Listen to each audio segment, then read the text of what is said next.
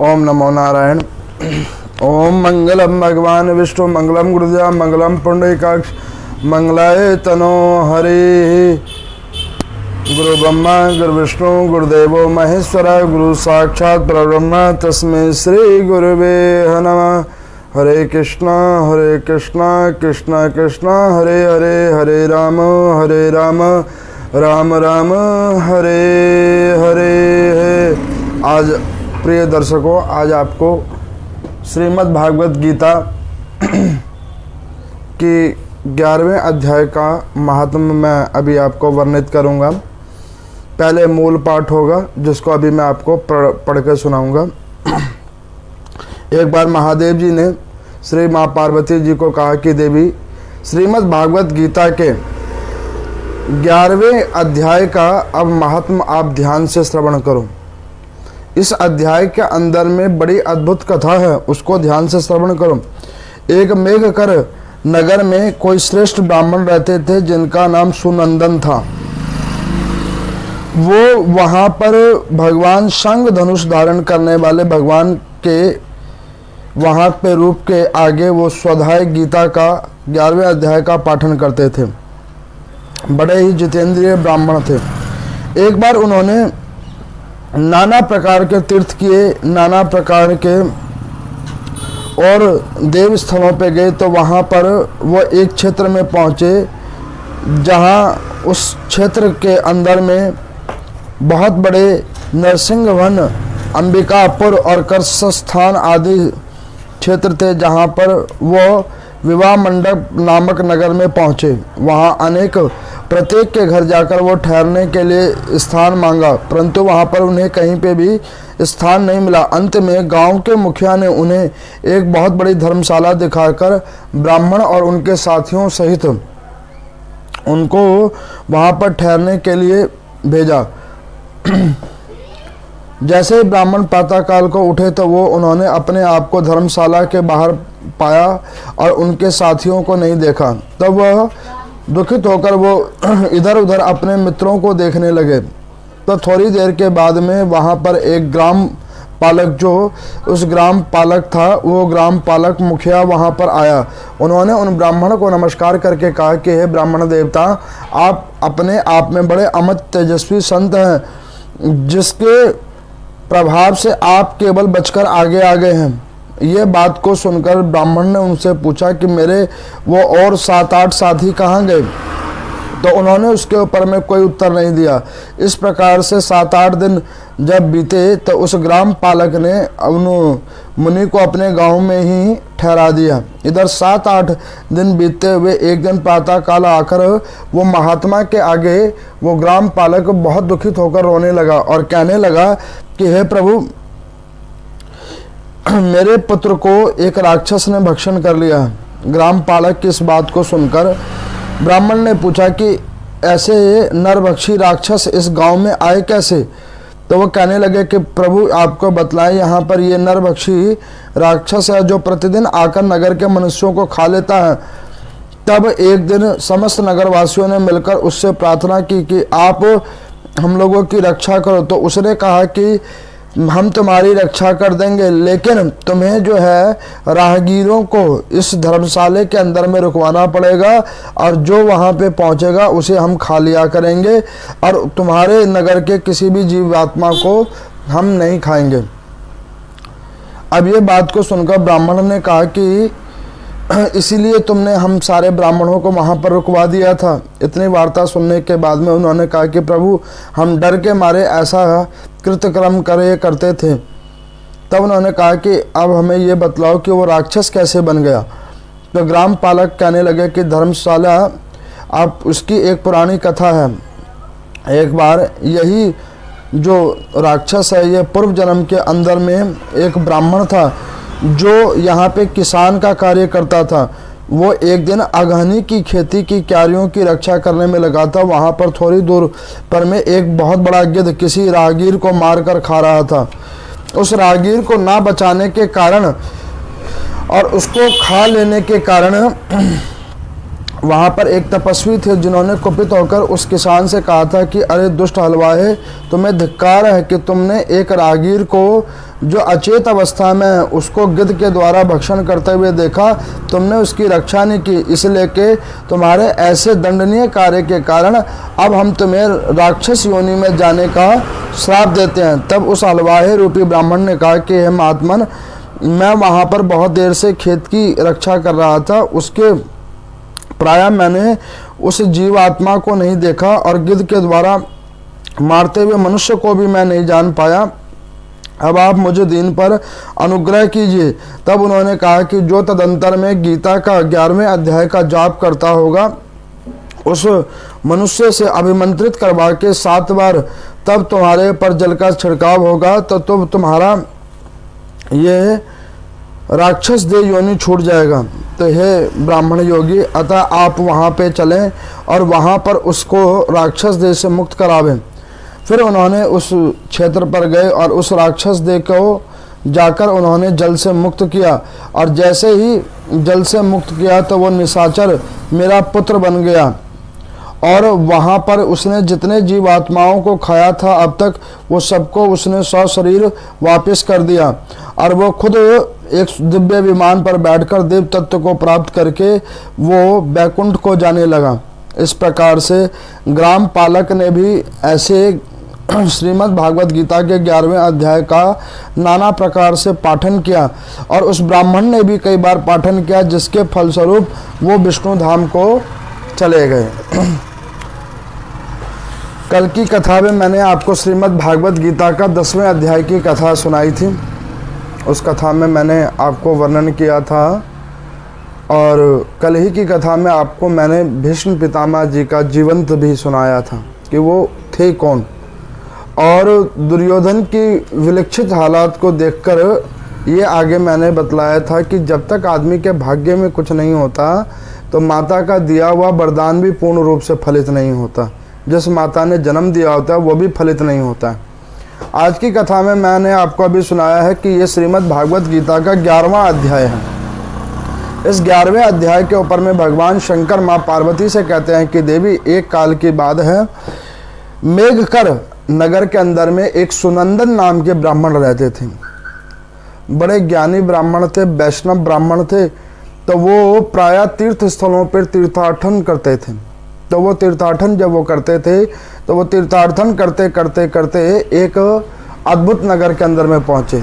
उस नगर का नाम जो है विवाह मंडप नगर था। अब ऐसे अद्भुत नगर के अंदर में पहुँचे जिस नगर को बहुत अद्भुत तरीके से सजा रखा था। उस नगर को इतना सजा रखा था कि वहाँ पर कोई भी जाता तो वो एक बार रुकने का उसकी जिज्ञासा हो जाती। अब ये ब्राह्मण देवता सुनंदन नाम के ब्राह्मण, ये और इनके जो और सहयोगी मित्र ब्राह्मण थे, वो लोग भी उसी नगर में जाकर वास करने के लिए तैयार हुए। अब वो जब वहाँ पे वास करने के लिए तैयार हुए तो उन्होंने ठहरने की जगह देखी। तो ठहरने के लिए उन्होंने कई वहाँ के नगरवासियों को कहा, लेकिन कोई भी उनको ठहराने के लिए राजी नहीं हुआ।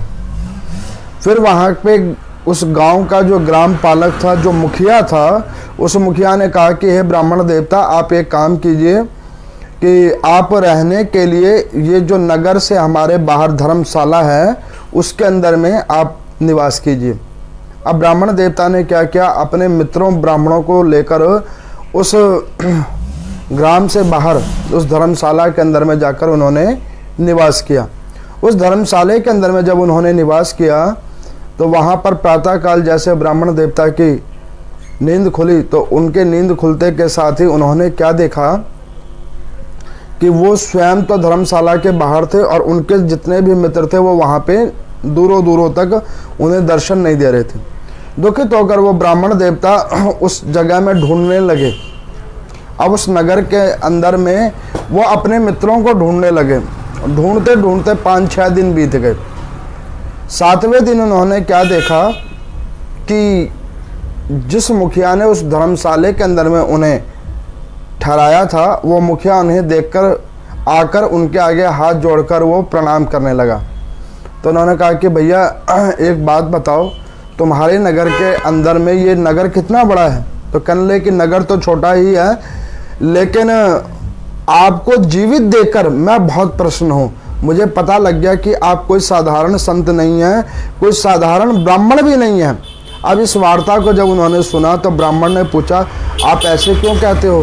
तो कहने लगे कि आप कोई बात नहीं, आप चलिए हमारे नगर के अंदर में चलिए। और नगर के अंदर ही में उन्होंने किसी एक के मकान के यहाँ पे उनको ठहरवा दिया।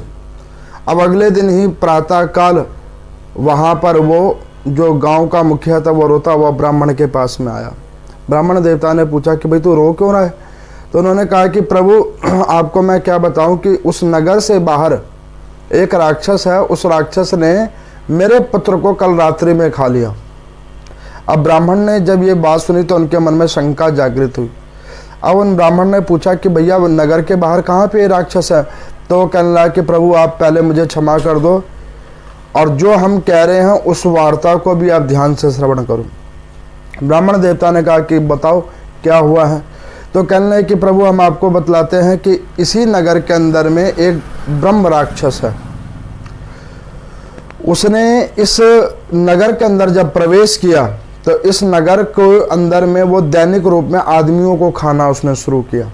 तब हम सब लोगों ने एकजुटता करके उसको जाकर बोला कि भैया ये जो आप ऐसे हम सबको खाए जा रहे हो, तो ऐसे तो इस नगर के अंदर में कोई वास नहीं करेगा और हमारी रक्षा करो। तो उस राक्षस ने हमें कहा कि अगर तुम हमें दैनिक रूप पे एक एक व्यक्ति भेजते रहोगे भोजन के लिए, तो हम तुम्हें तुम्हारे नगरवासियों को किसी को भी नहीं मारेंगे।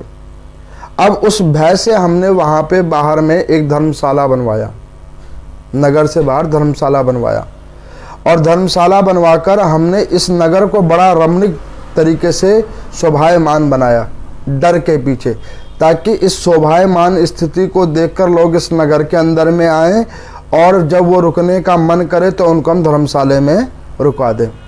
अब यहाँ पर सूर्य जी भगवान कहते हैं, इस कथा से एक बात खुल रही है, उसको ध्यान से श्रवण करो। क्या खुल रही है बात?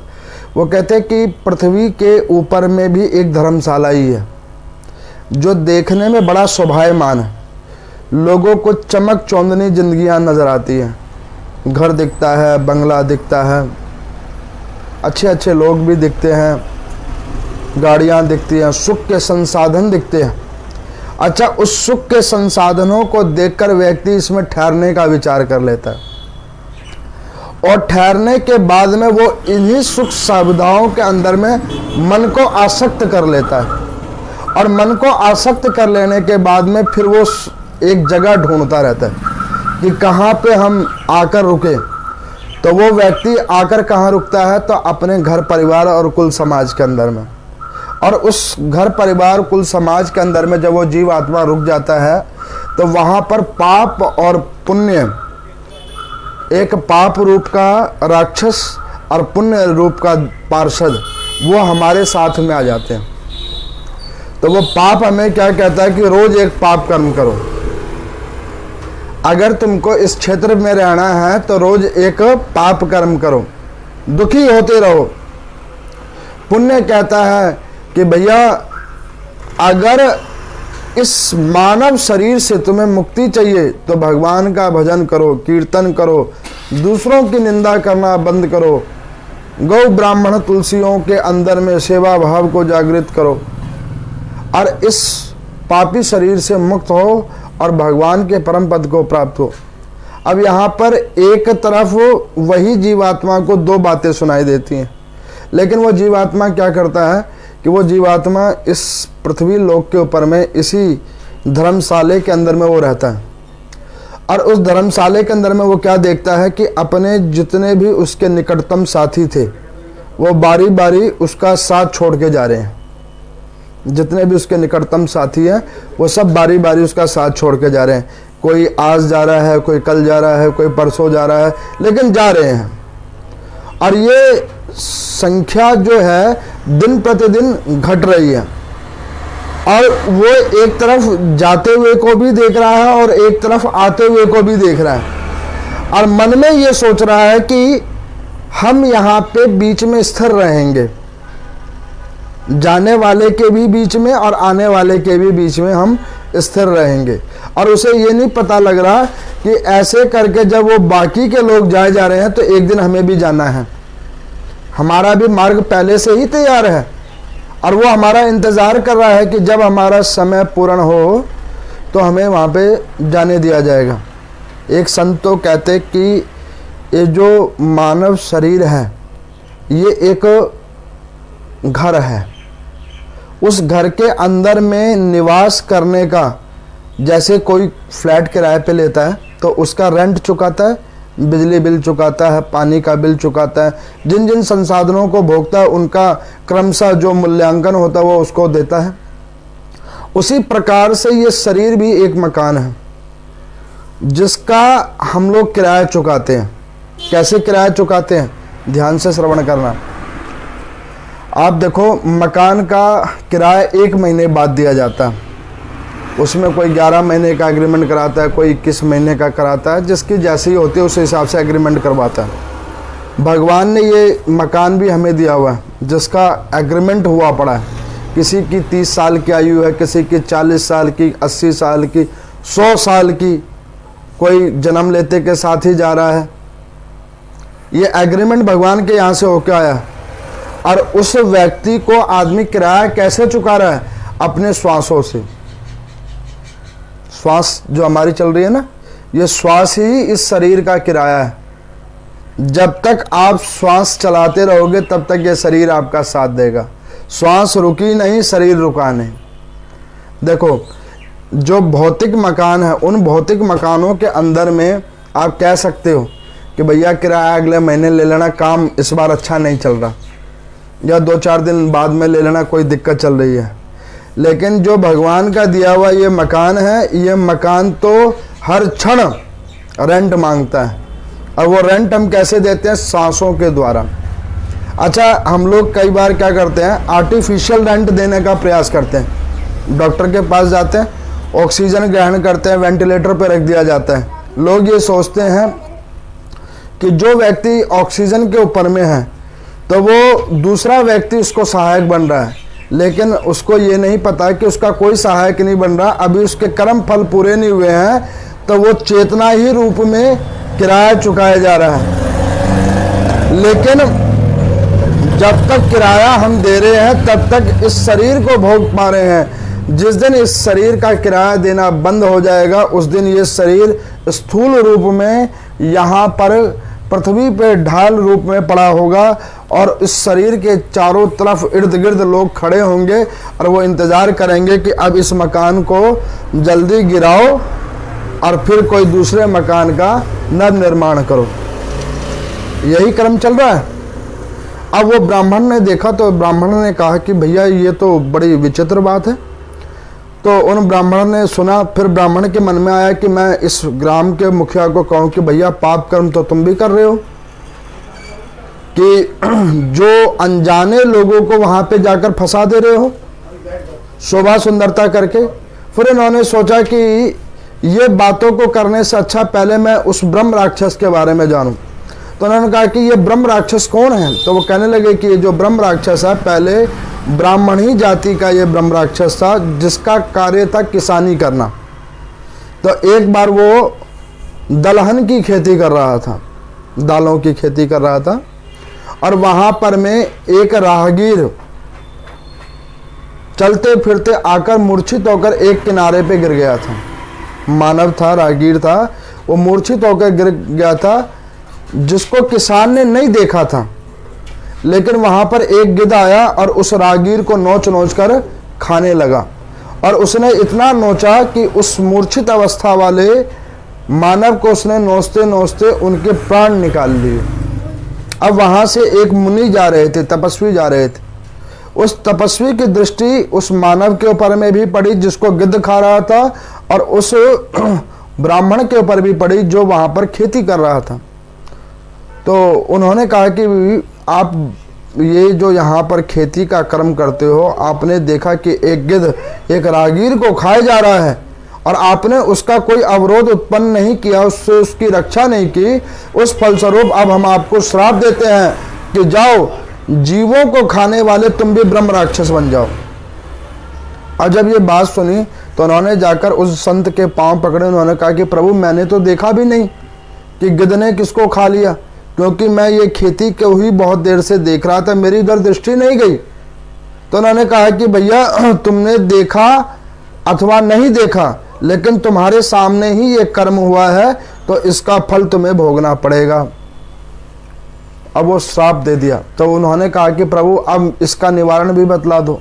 तो उन्होंने कहा कि एक समय कल्प के अंदर में एक ब्राह्मण देवता आएंगे जो श्रीमद् भागवत गीता के 11वें अध्याय का पाठन करते होंगे। वो तुम्हारे आगे में 7 बार पाठ करके गंगा जल को मंत्र से अभिमंत्रित करके तुम्हारे ऊपर में दे देंगे, तो उससे तुम्हारा ये पिशाच देह छूट जाएगा।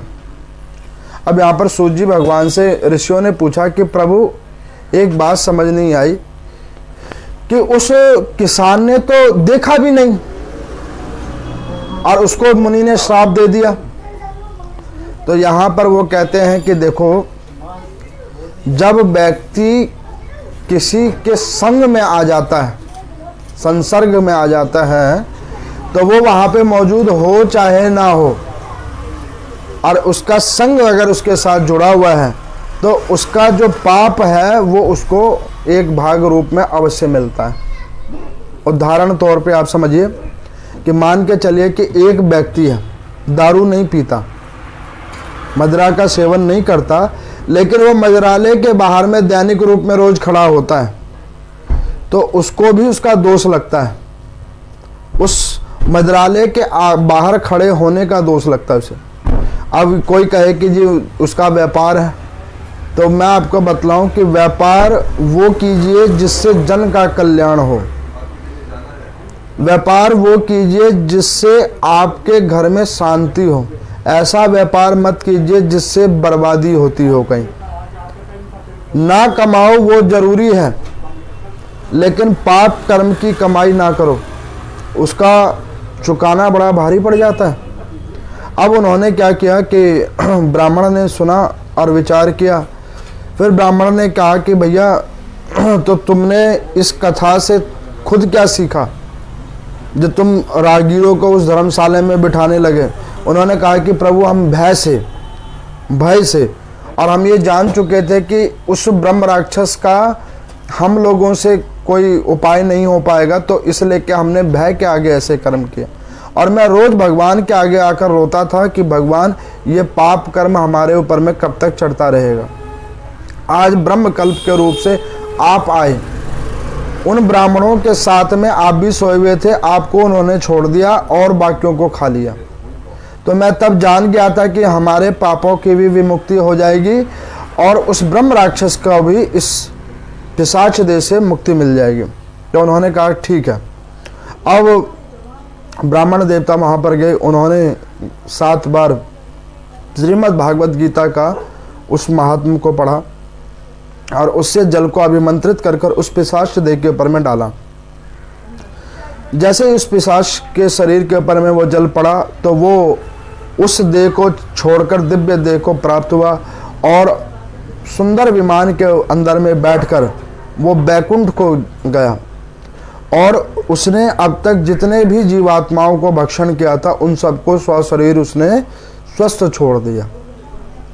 उसमें मुखिया का पुत्र भी था। अब ब्राह्मण देवता ने क्या किया कि इस दिव्य वार्ता को देखकर दैनिक रूप में वहाँ पर श्रीमद् भागवत गीता का 11वां अध्याय का पाठन किया। और उस मुखिया ने भी किया, ग्राम पालक ने भी किया और उस ग्राम के समस्त जीवात्माओं ने किया, जिसके करने के प्रभाव से वो सारे के सारे मुक्त हुए और भगवान नारायण को वो प्राप्त हुए। ये तो आज की कथा थी श्रीमद् भागवत गीता के 11वें अध्याय का। अब आपको मैं सुनाता हूँ आगे का वर्णन, आगे क्या हुआ। जो दैनिक कथा हो रही है श्रीमद् भागवत महापुराण की, तो उसमें क्या हुआ। तो कल की कथा में आप लोगों ने सुना कि भगवान श्री कृष्ण ने भीष्म पितामह जी को सदगति को प्राप्त कराया। इधर दुर्योधन वहाँ पर बैठे बैठे बैठे बैठे उस तालाब के किनारे, सरोवर के किनारे बैठते बैठते कुछ समय कल्प तक जीवित रहा और उसके बाद अपने आप को मृत उसने कर लिया, श्वासों को रोका और अपने शरीर का विसर्जन कर लिया। और कुछ समय के बाद में जब दुर्योधन का शरीर मुक्त हो गया तो इधर विदुर जी आए और विदुर जी जाकर उन्होंने धृतराष्ट्र और गांधारी को बतलाया कि आपका जो अंतिम पुत्र था और जो ज्येष्ठ पुत्र था दुर्योधन, वो भी वीर गति को प्राप्त हो गया है। अब जब ये बात को हुई तो धृतराष्ट्र ने संजय से पूछा, तो यहाँ पर सूर्य जी भगवान ने पूछा कि ये संजय कौन है? तो कहने लगे कि संजय है धर्म की मूर्ति, जो केवल और केवल सत्य बोलना जानती है। जब महाभारत का युद्ध होने लगा तो वेदव्यास जी ने पहले रोकने का प्रयास किया कि धृतराष्ट्र ये जो तुम कर्म कर रहे हो ठीक नहीं कर रहे हो, लेकिन उसने उस वक्त भी अपने उन धर्म पिता की बात को नहीं समझा। मैंने पीछे बताया था ना कि वेदव्यास जी के तेज पुंज से ही ये सब उत्पत्तित हुए, नहीं माना था उनकी बात, और उनकी बात को ना मानने के बाद विदुर जी वहां से चल पड़े थे। उन्होंने भी अपने भाई को खूब समझाया, नहीं माने धृतराष्ट्र, तो उन्होंने अपनी पत्नी विद्राणी जी को लेकर उस क्षेत्र को छोड़कर तीर्थ यात्रा पे निकल गए थे। उन्होंने महाभारत का युद्ध नहीं देखा था और संजय भी जा रहे थे, लेकिन संजय को जाता हुआ देखकर धृतराष्ट्र ने कहा था कि भैया तुम रुक जाओ, और वेदव्यास जी ने फिर उन्हें कहा था कि मैं तुम्हें दिव्य दृष्टि देता हूं कि अब वहां जो जो कुछ होगा उसका दृष्टांत तुम इस अंधे को सुनाते रहना, क्या पता इसका मन द्रवित हो जाए, युद्ध रुक जाए। लेकिन सबको मरते हुए देखा, इनकी बुद्धि फिर भी नहीं खुली। आदमी का जब तक पाप का घड़ा भरता नहीं है तब तक उसे अच्छे और बुरे का पता नहीं लगता। इधर युधिष्ठिर जी धर्मराज की गद्दी पे बैठे, पता लगा विदुर जी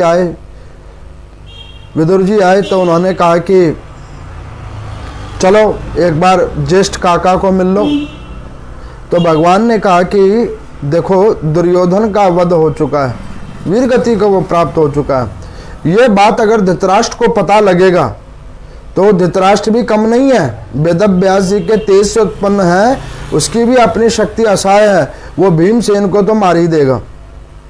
तो सो नहीं, अब तुम भीमसेन का एक लोहे का पुतला बनवा के लेके जाओ।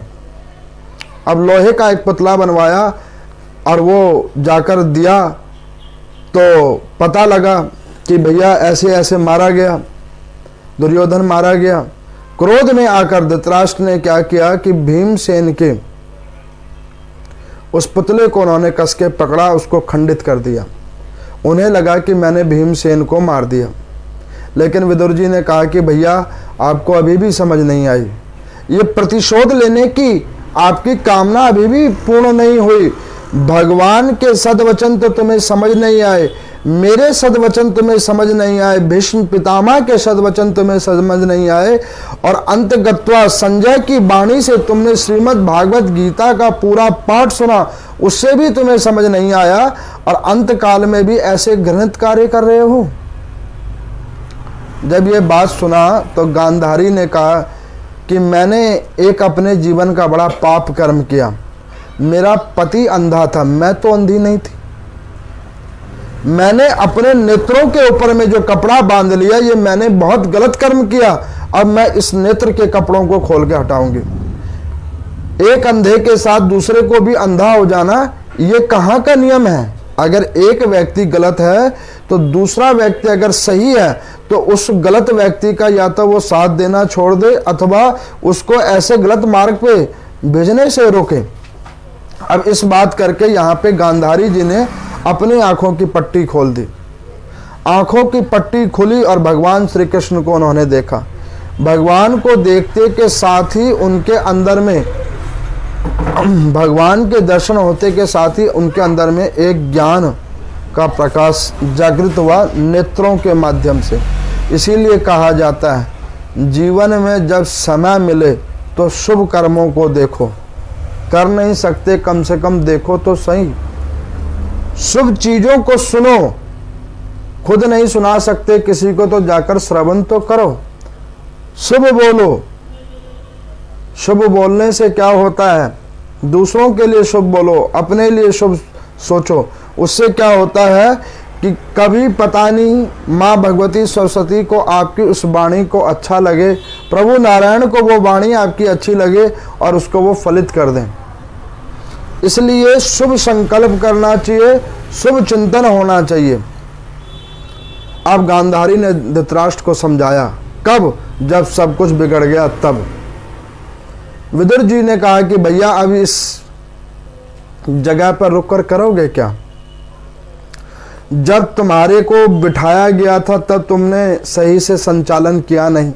अब तो उस गद्दी पे धर्मराज जी बैठ गए हैं, धर्म की गद्दी पे धर्मराज बैठ गए हैं, युधिष्ठिर जी बैठ गए हैं। अब आप एक काम करो कि आप और हम सब चलते हैं, इस पुरानी दुनिया को हटाकर नवीन दुनिया को चलाने का अवसर देते हैं और हम और आप सब मिलकर वानप्रस्थ की ओर चलते हैं, वन की ओर चलते हैं। वहाँ पे तपस्या साधन करेंगे और अपने किए हुए पाप कर्मों को भोग लेंगे। जब वो जाने लगे तो कुंती भी जाने लगी उनके साथ, क्योंकि कुंती ने भी कहा कि मेरा भी कोई भविष्य तो अब बचा नहीं और मेरा अतीत भी ऐसे ही बीत गया है, मैं भी चलती हूँ। तो भगवान श्री कृष्ण ने कहा कि रुको, जिसका भविष्य ना बचा हो उसकी कोई बात नहीं, लेकिन उसका अगर भूत पिछला हुआ समय भगवान को सुदृढ़ किया हुआ हो तो उसको बचाकर रखना चाहिए। क्यों बचाकर रखना चाहिए? क्योंकि कभी कभी हमारे पिछले किए हुए पुण्य कर्म भी आगे आ जाते हैं। तो कुंती जी को छोड़कर बाकी सब चले गए वानप्रस्थ की ओर। तो यहाँ पर सूत जी भगवान से सब लोगों ने पूछा कि प्रभु ये विदुर जी कौन है? आपने कल जन्म का बतला दिया, ये कौन है? तो कहने लगे कि देखो सदा सर्वदा पृथ्वी के ऊपर में हर पाप के साथ में एक पुण्य सहारा होता है। जिस पुण्य के माध्यम से वो पाप जो बढ़ता है तो वो आगे कुछ समय कल पे कंट्रोल होने के लिए वो एक पुण्य की तेज बची होती है। वो वही पुण्य आत्मा जो है वो विदुर जी हैं, परम वैष्णव हैं। भगवान श्री कृष्ण के अंदर में पूर्ण निष्ठा करने वाले, भगवान नारायण के अंदर पूर्ण निष्ठा करने वाले वो हैं। तो कहने लगे कि प्रभु एक बार उनका चरित्र आप थोड़ा सा व्याख्यान कर दीजिए। तो वो यहाँ पर चरित्र व्याख्यान कर रहे हैं। वो कह रहे हैं कि देखो ये विदुर और कोई नहीं है, ये विश्व स्वरूप है। विश्व स्वरूप नाम के एक ब्राह्मण थे जिन्होंने सतयुग के अंदर में भगवान नारायण का सपत्नीक कई हजार वर्ष तक तपस्या की थी। तो भगवान नारायण उनकी तपस्या से प्रसन्न होकर उन्हें आशीर्वाद दिया था कि जब जब मैं पृथ्वी पे आऊंगा तब तब तुम भी आओगे और मुझे वैष्णव रूप में ही प्राप्त करोगे। ये विदुर जी तब से लेकर अब तक आ रहे हैं। तो उन्होंने कहा कि प्रभु सतयुग के बाद जो त्रेता युग आया तब ये कौन थे? तो कहने लगे यही तो विभीषण थे, ये विदुर ही तो विभीषण था। तब भी नारायण को उसने प्राप्त किया था और अब भी ये नारायण ही को प्राप्त करेगा विदुर के रूप में। तो वो कहने लगे कि इसका भी आप एक चरितार्थ हमें सुनाइए। तो कहने लगे कि देखो इसकी तो कई चरित्र हैं जिसका मुखानुवाद होना बड़ा असंभव है, लेकिन इनकी तो इतनी महिमा है इनकी और इनकी पत्नी की कि भगवान इनके यहाँ पर आकर छिलके भी खाकर खुश हो जाते हैं। तो कहने लगे कि छिलका खाकर? तो कहने लगे हाँ छिलके खाकर। तो कहने लगे कि देखो जब ये महाभारत का युद्ध हो रहा था तो भगवान श्री कृष्ण गए थे शांति दूत बनकर, भगवान गए थे शांति करने के लिए। भाई रुक जाओ, इस विनाश को रोको। देखो क्या होता है कि जब भी कोई विनाशकारी कर्म होने लगता है तो कोई ना कोई ऐसा श्रेष्ठ व्यक्ति उतरता है जो उसको पहले रोकने का प्रयास करता है कि भाई रोको, जहाँ तक हो सकता है इस विनाश को रोको। लेकिन जब वो विनाश हमारे हाथ से नहीं रुक पाता है और हम उसे जब नहीं रोक पाते हैं तब वो प्रलय ले लेता है रूप। और उस प्रलय की अग्नि में सब स्वाहा हो जाते हैं। अब यहाँ पर में भगवान श्री कृष्ण गए थे, वहाँ पर शांति दूत बनकर सबको समझाया, किसी को समझ नहीं आया। अधिकांश गुरुजनों को समझ में आ गया, लेकिन जिनको समझाना चाह रहे थे उनको नहीं आया। दुर्योधन को समझाना चाहते थे, दुर्योधन को समझ नहीं आई। उसका फल क्या हुआ? सारा कुछ खत्म हो गया, कुल समेत साफ हो गया। अब यहाँ पर दुर्योधन ने क्या करा, मैंने आपको पीछे कथा में भी सुनाया था कि दुर्योधन जो है सो भगवान श्री कृष्ण का समधी भी है। जामवती जो थी उनकी 8 पटरानियों में से एक पटरानी, उनका बेटा था जाम्ब, जिसने दुर्योधन की पुत्री से विवाह कर रखा था। तो दुर्योधन ने वहाँ पर भगवान की शांति दूत की वार्ताओं को तो बीच में काटकर उन्होंने क्या कहा कि आप चलो, हमारे घर पर चलो, आपके लिए बहुत सारा प्रसाद हमने बनवाया है, मेवे आदियों के पकवान बनाए हैं, आप चलो। भगवान ने कहा कि भैया हम शांति दूत बन के आए हैं, तुम्हारा अतिथि ग्रहण करने नहीं आए हैं, तुम हमारी बातों को समझो और उसके ऊपर में कार्य करो, तो फिर आगे हम देखेंगे। तो वो अपनी ही बात करने लग गया, खूब बात करने लग गया कि नहीं ऐसा है, ऐसा है, वैसा है। अब वो भगवान कहें कि इस युद्ध को रोको, इस विनाश को रोको, और वो कहे कि नहीं जी नहीं, वो तो सब चलता रहेगा, युद्ध में जो जीतेगा उसका राज्य होगा, लेकिन आप हमारे घर पे चलो, घर पर ले जाके कुछ सेटिंग हो जाएगी। अब वो घर पे ले जाने के बारे में जब बहुत बार कहने लगा तो भगवान श्री कृष्ण ने कहा कि भैया हमें तो पहले ही विदुर जी ने निमंत्रण दिया है, आज उनके घर पे हमारा बुलावा है, मैं तो तुम्हारे पास आया ही था, लेकिन तुमसे पहले मैं विदुर जी के यहाँ पे आने का बना के आया था। उन्होंने मुझे निमंत्रण दिया था कि भगवान जी आप आना तो मेरे घर पे रुकना, क्योंकि आपके दर्शन किए हुए बहुत समय कल्प हो गया। अब जब ये बात दुर्योधन ने सुनी तो दुर्योधन को अच्छी नहीं लगी कि भैया मैं तो इनको 56 भोग खिलाने के लिए घर बुला रहा हूँ, आतिथ्य देने के लिए, और ये विदुर के यहाँ जा रहे हैं, जो कुटिया के अंदर में रहता है, उसके पास अपने लिए भी कुछ नहीं है, वो इनको क्या खिलाएगा। अब जब ये बात नहीं समझ आई तो उसने क्रोध में आकर भगवान को जंजीरों से बांधने का प्रयास किया। भगवान का जब वो विराट रूप देखा, उस प्रकाश के अंदर में उसके जंजीरों के छंद विच्छेद हो गए, तब भगवान ने क्रोध और कुपित होकर कहा कि दुर्योधन ये तुमने ठीक नहीं किया, शांति का पाठ तुमने अच्छे से श्रवण नहीं किया, इसका बहुत बड़ा मूल्यांकन तुम्हें चुकाना पड़ेगा। अब विदुर जी ने क्या करा, तो भगवान को जंजीर से बंधते हुए तो नहीं देखा, लेकिन उन्होंने ये सुन लिया कि भगवान ने कहा है कि वो मेरे घर पे आएंगे। अब जब उसने ये सुना तो विदुर जी ने क्या करा कि भाई घर पे तो कोई तैयारी है नहीं, और मैंने कब कहा था भगवान जी को आने के लिए, मैंने तो कभी उनको बुलाया भी नहीं, क्योंकि मेरी उस हिसाब से हैसियत भी नहीं है बुलाने की, और उन्होंने ऐसे ही बोल दिया है। अब वो फटाफट विदुर जी वहाँ राज्यसभा से उठे और भागकर मार्केट में पहुँच गए कि आज भगवान हमारे घर पे आने वाले हैं। फटाफट फल फूल वगैरह लिया, माखन मिश्री ली, जो भगवान को अच्छा लगता था वो सारे भोगों को उन्होंने जैसे जैसे पैसे थे इधर से उधर से कर के फटाफट खरीदना शुरू किया। और इधर भगवान ने क्या किया कि वो समझ गए कि विदुर जी भौतिक संसाधनों को लेने के लिए गए हैं, वो उससे पहले उनके घर में आ गए। अब यहाँ पे सूत जी भगवान कहते हैं कि इसका क्या मतलब है। इसका मतलब ये है कि भगवान को भौतिक संसाधनों से प्रसन्नता नहीं है, व्यक्ति के भाव से प्रसन्नता है, भाव से किए हुए कर्मों की प्रसन्नता है। भौतिक संसाधन जितने भी हैं वो तो उन्हीं के द्वारा निर्मित है और उन्हीं के द्वारा वो विलीन होने वाली वस्तुएं हैं, उससे उनकी उतनी प्रसन्नता नहीं होती जितनी भाव और निष्ठा पे प्रसन्नता होती है। अब इधर भगवान पहले आ गए, इधर विदुर जी अभी सामान ही खरीद रहे हैं, ये भी ले लें, ये भी ले लें, भगवान आ रहे हैं कुछ ये भी कर लें। इधर विदुरानी जी वो स्नान कर रही थी, स्नान कर रही थी, ऐसी तपस्विनी है वो, उन्हें समय का ही ज्ञात नहीं रहता है।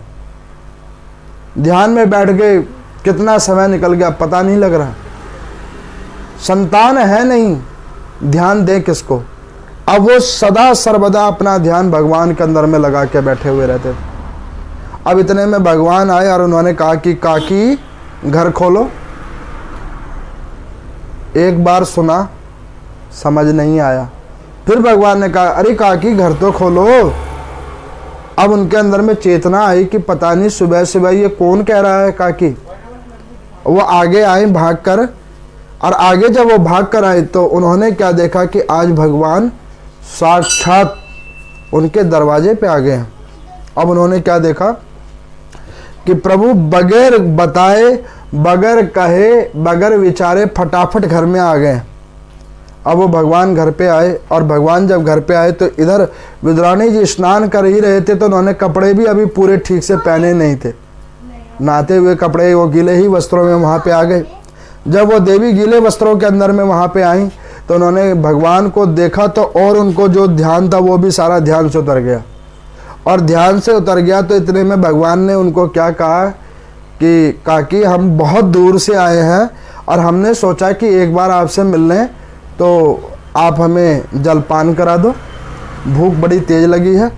जब ये बात कहा तो विद्राणी जी ने, इतनी भोली हैं, इतनी पूर्ण वैष्णव हैं कि उन्होंने कहा कि प्रभु इतनी सुबह से तो मैंने कुछ बनाया भी नहीं है अभी, लेकिन आप बैठो, आप बैठो, मैं अभी फटाफट आपको देती हूँ, आप बैठो। अब उनको ये अभी तक ध्यान नहीं हो रहा है कि मैंने कपड़े नहाए हुए हैं, कपड़े भी अभी चेंज नहीं किए हुए हैं, वो गीले वस्त्रों में ही पूरे घरों में डोल रही हैं। ऐसी वो साध्वी हैं, उनको भगवान के कृतक्रमों में इतना भी आभास नहीं है कि वो किस अवस्था में हैं। वो पूरे घर में घूम रही हैं, पूरे घर में घूम रही हैं। अब वो फटाफट गए और फटाफट घर के अंदर में गए, और वहाँ पर जाने के बाद में उन्होंने जो है सो देखा कि मैं भगवान को क्या भोग लगाऊं, किसको भोग लगाऊं, सोचते रहे। फिर उन्होंने सोचा कि चलो सेब लेते हैं, लेकिन सेब तो एक ही है। अच्छा एक काम करती हूँ, कुछ आटा से बनाती हूँ। फिर उन्होंने सोचा कि उसमें टाइम लगेगा, अब करें तो करें क्या। होते सोते उनके घर में सीमित संसाधन थे, उन्होंने फटाफट क्या किया, केले 1 दर्जन पड़े थे वही उठा लिए कि चलो ये फटाफट खिलाए जा सकते हैं। अब उन्होंने क्या करा कि एक जो है पीढ़ी लगाई भगवान के लिए, उसके ऊपर में भगवान को बिठाया। भगवान की जब पूजा होती है तो सबसे पहले आसन दिया जाता है, फिर अर्घ, फिर धूप दीप नैवेद्य, और अंत में आचमन। अब भगवान को उस स्थान के ऊपर में बिठाया। भगवान नारायण केवल और केवल विद्राणी जी की नेत्रों को देख रहे हैं।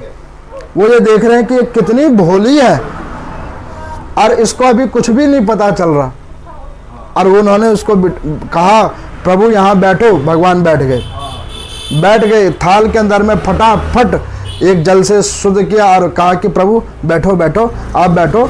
अब वो पंखा लेकर एक कोने में रखा, और उन्होंने क्या किया कि फटाफट जो है केले को आगे रखा कि प्रभु इसको ग्रहण करो, पहले आप इसको लो, उसके बाद मैं पकवान बनाती हूँ तो आपको भोग लगाऊंगी। तो अब उसके इस शुद्ध भाव को देखकर भगवान इतने प्रसन्न हो रहे हैं कि भगवान भी कुछ नहीं कह रहे कि भाई केले थोड़े गले हुए हैं, लेकिन वो कह रहे हैं कि चलो भाव की महिमा है। अब उन्होंने क्या किया, विद्राणी जी ने क्या किया कि फटाफट केलों को छीला। अब वो केलों की तरफ देखे तो नीचे पता लगे। अब वो केलों को छील रही हैं और फटाफट भगवान के मुंह में छिलके तोड़ के दे रही हैं। अब भगवान बड़े प्रेम से खा रहे हैं। 11 केले खिला दिए भगवान को, 11 छिलके खिला दिए। छिलके के जगह पे केला पड़ा हुआ है और छिलका भगवान के उदर में पहुंच चुका है। भगवान भी बड़े स्नेह से खा रहे, वो खिला रही और वो खा रहे हैं। तो यहाँ पर सूजी को पूछा किसी ऋषि ने कि ऐसा क्रम हुआ, भगवान जी को पता नहीं लगा कि भाई टेस्ट में थोड़ी सी चेंजमेंट हो रही है। तो उन्होंने कहा कि यही तो उनकी बात है कि वो रसों से ऊपर हैं। रस को वो नहीं देखते, रूप रंग नहीं देखते, धन ऐश्वर्य भी वो नहीं देखते, वो केवल और केवल भाव देखते हैं कि किस शुद्ध भाव से इसको वो जीवात्मा हमारे आगे सम्मुख हुआ है, किस शुद्ध भाव से। अब भगवान को 11 जब केले खिला दिए, केले के छिलके, और केले का फल उसी थाली में वो रखती जा रही हैं। इतने में विदुर जी हाफते हाफते आए, गेट खुला हुआ देखा, बड़ा आश्चर्य हुआ कि भाई पहले ही गेट कैसे खुला हुआ है। अब वो आए तो वो आकर भगवान को देखा। अब उन्होंने कहा कि ओ मैं थोड़ा लेट हो गया, भगवान पहले आ गए। फिर उन्होंने अपनी पत्नी को देखा, अरे भाई इसने कपड़े भी चेंज नहीं किए हैं, कपड़ों से पानी टपक रहा है। और फिर उन्होंने दृष्टि कहाँ गई तो उस थाली के ऊपर में कि फल तो नीचे रखा हुआ है और छिलके खिलाए जा रही है। 1 दर्जन केले में 11 छिलके खिला दिए भगवान को, अब 1 केला साबुत बचा हुआ है। उन्होंने आए और उन्होंने कहा कि अरे पगली ये तू क्या कर रही है, प्रभु को छिलके खिला रही है और फल तो नीचे पड़ा हुआ है। अब जब ये सुना तो विदुरानी जी को अभी सुनाई नहीं दे रहा है। देखो क्या होता है, जब व्यक्ति की श्रद्धा बिल्कुल चरम सीमा पे पहुंच जाती है, भक्ति चरम सीमा पे पहुंच जाती है, तो उसको फिर किसी चीज़ का बोध नहीं रहता, समझ नहीं आता ये अच्छा ये भी हो रहा है, अच्छा पता नहीं था। वो वहाँ पे होते भी होते हैं लेकिन उन्हें पता नहीं लगता, क्योंकि उनकी बुद्धि उस चरम सीमा पे पहुंच जाती है। अब यहाँ पर उन्होंने कहा कि अरे बावली ये क्या कर रही है, भगवान को तूने छिलके खिला दिए और ये फल तो ये नीचे रखे हुए हैं। जब 2 बार ऐसे कहा तो उन्होंने देखा, ओहो ये क्या हो गया, फल तो नीचे रह गया, छिलके भगवान को खिला दिए। तो भगवान ने कहा कि विदुर जी काका तुमने ये क्या कर दिया, इतना आनंद आ रहा था उन छिलकों को खाने में और आपने रोक दिया। अब ये एक आखिरी बचा था, ये भी खा ही लेने देते। तो कहने लगे कि प्रभु हम तो ऐसे ही बावले आदमी हैं, जो बन पाया वो लेके आए, प्रभु इसको भोग लगाओ, मैं आपके लिए बड़े दूर से लेके आया हूँ, हाफते हाफते आया हूँ, जैसे तैसे करके आया हूँ, इसको आप भोग लगाओ। तो भगवान ने कहा कि भोग तो हमने लगा लिया, ये भाव और स्नेह को हमने भोग लगा लिया है और इससे ग्रहण करने के बाद हमें पूर्ण तृप्ति हो गई है। उन्होंने उस भौतिक संसाधन को नहीं लिया, उस केले के छिलके के अंदर में इतना आनंद उन्हें प्रभु को मिला कि वहां पर आकर उन्होंने भगवान श्री कृष्ण ने कहा कि काका अब इस महाभारत के युद्ध में आप मत रुकना, आप इनको लेकर इस क्षेत्र से जाओ और भगवान का भजन करना, हरि का कीर्तन करना और अंत गति को जब आप प्राप्त होगे तब परम गति को आप प्राप्त होगे, आप मुझ में ही अंत में विलीन हो जाओगे। अब इस प्रकार से भगवान ने आशीर्वाद दिया और वहाँ से निकले हैं। तो ये विदुर जी का पावन चरित्र है, उनकी ऐसी पावन गाथा है। इस कथा को मैंने कई संतों के मुँह से सुना है, कई जगह पे पढ़ा है, सबका कहने का अपना अपना अनुभव है। मेरा जो अनुभव था मैंने आप लोगों को सुनाया। उस अनुभव के अंदर में कथा वो हो जिसको कहने में सुनने में आनंद की जागृति हो, तो उसमें अपने आप भगवान विराजमान हो जाते हैं। मेरा अपना प्रयास होता है कि कथा में आपको वो सुनाऊं जिसको सुनाने से आपको तो आनंद की अनुभूति हो ही हो, मुझे कहने में भी बहुत आनंद की अनुभूति हो। तो इस प्रकार से श्रीमद् भागवत गीता का ये 11वें अध्याय का महात्म्य मैंने आप लोगों को सुनाया है।